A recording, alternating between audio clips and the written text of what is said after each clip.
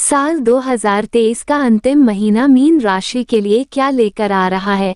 दिसंबर 2023 जाते जाते क्या देकर जाएगा आपको? आपका स्वास्थ्य, आपका भाग्य, आपका करियर, आपकी शिक्षा, आपका प्रेम प्यार और आपका वैवाहिक जीवन साल के अंतिम महीने में कैसा रहेगा? ये साल यकीन मानिए आपको जाते जाते बहुत कुछ देने वाला है। ये सब आज हम जानेंगे और मीन राशि को क्या उपाय फॉलो करने चाहिए अपने जीवन को सरल बनाने के लिए, इसके बारे में भी जानेंगे। जब दिसंबर का महीना शुरू होगा तो मीन राशि से नवग्रह की स्थिति कुछ इस प्रकार होगी। आपके दूसरे भाव में देवगुरु बृहस्पति विराजमान रहेंगे, पहले भाव में राहु देव हैं और सप्तम घर में केतु देव, आपके अष्टम भाव में विराजमान है शुक्र देव, तो नवम भाव में है सूर्य और मंगल देव, आपके दशम भाव में बुध देव हैं और 12वें भाव में शनि देव। चलिए सबसे पहले बात करते हैं आपके स्वास्थ्य के बारे में।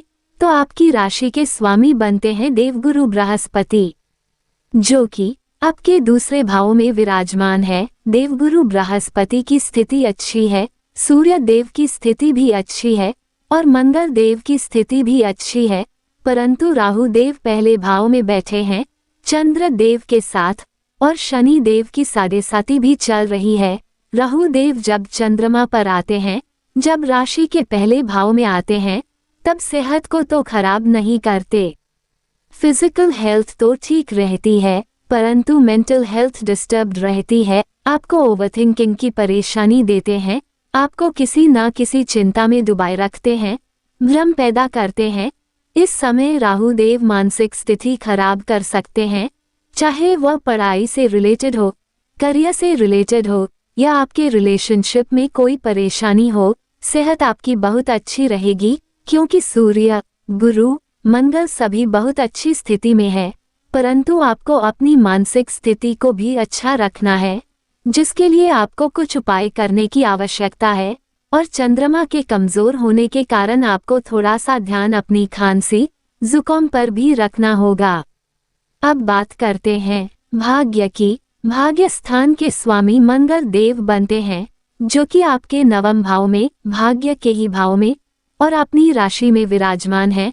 बहुत ही सर्वश्रेष्ठ महीना रहेगा ये भाग्य को लेकर, क्योंकि आपकी राशि के स्वामी देवगुरु बृहस्पति भी धन के भाव में बैठकर अच्छे योग बना रहे हैं और सूर्य देव भी मंगल देव के साथ ही भाग्य के भाव में विराजमान है, जिसके परिणाम स्वरूप इस समय यदि आप बड़े से बड़े काम में उतरते हैं और इंटरेस्ट दिखाते हैं, मेहनत करते हैं, तो सफलता आपको अवश्य मिलेगी। दिसंबर के महीने में भाग्य आपका पूर्ण रूप से साथ देगा। इस महीने यदि आप शेयर मार्केट या स्टॉक मार्केट में इन्वेस्ट करना चाहते हैं या कोई सेल्स परचेस करना चाहते हैं या कोई भी मांगलिक कार्य करना चाहते हैं, तो मंगल देव राजयोग की स्थिति में है। आप इस समय जो भी करेंगे आपको सफलता प्राप्त होगी। अब बात करते हैं करियर की। तो करियर का घर होता है दशम और दशम भाव के स्वामी बनते हैं गुरुदेव, जो कि आपके दूसरे भाव में विराजमान है। दूसरा भाव होता है वाणी का, यानी कि अपनी वाणी के जरिए, अपनी वे ऑफ टॉकिंग, कम्युनिकेशन के जरिए आपके काम बनेंगे और इस समय आप अपनी बुद्धि का इस्तेमाल करके अपने करियर में आगे बढ़ेंगे। हो सकता है इस समय आप करियर में कोई परिवर्तन लाने का सोचें, कारोबार करने का सोचें, प्रमोशन का सोचें, नौकरी बदलने का सोचें, कुछ ना कुछ अपने काम में बदलाव लाने का आप सोच सकते हैं, क्योंकि गुरुदेव इस समय बहुत अच्छी स्थिति में बैठे हैं।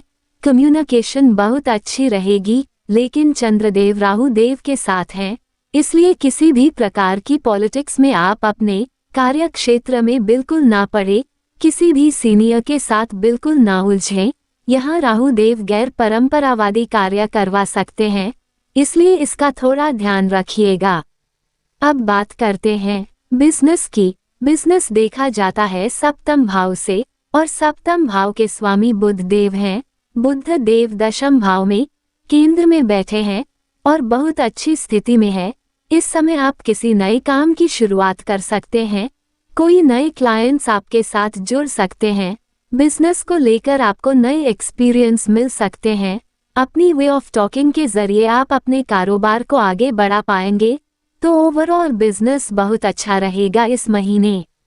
अब बात करते हैं पढ़ाई की। पढ़ाई का भाव होता है पंचम, और पंचम के स्वामी चंद्र देव हैं, जो हर 2.25 दिन में राशि परिवर्तन करते हैं, इसलिए चंद्रमा का गोचर नहीं देखा जाता।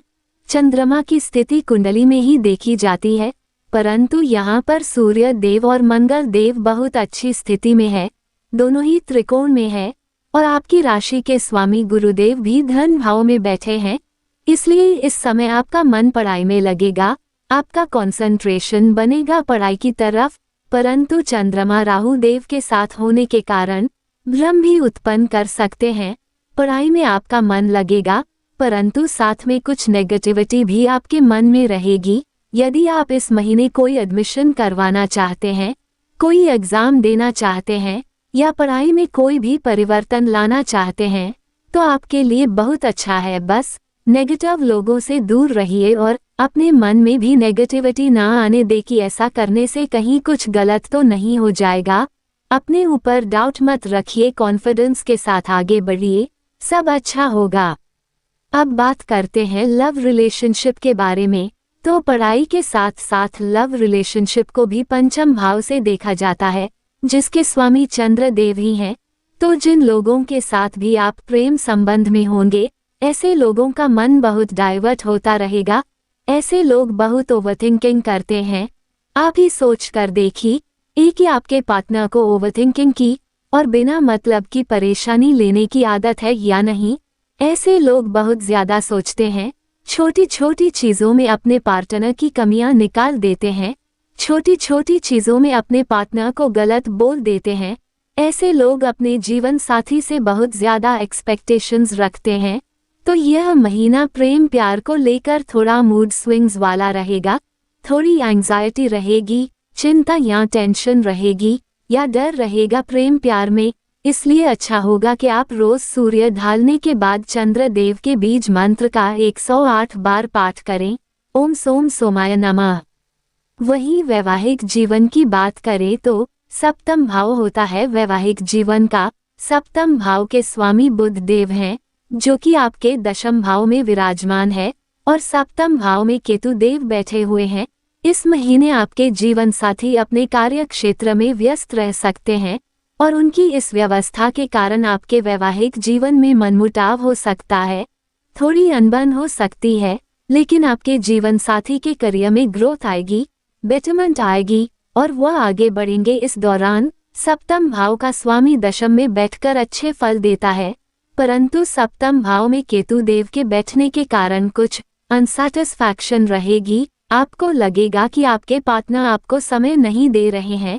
इस समय आपको अपने मन पर कंट्रोल रखना है और अपने जीवन साथी को समझने की कोशिश करनी है कि वह काम में व्यस्त हैं, आपके साथ कुछ गलत नहीं कर रहे।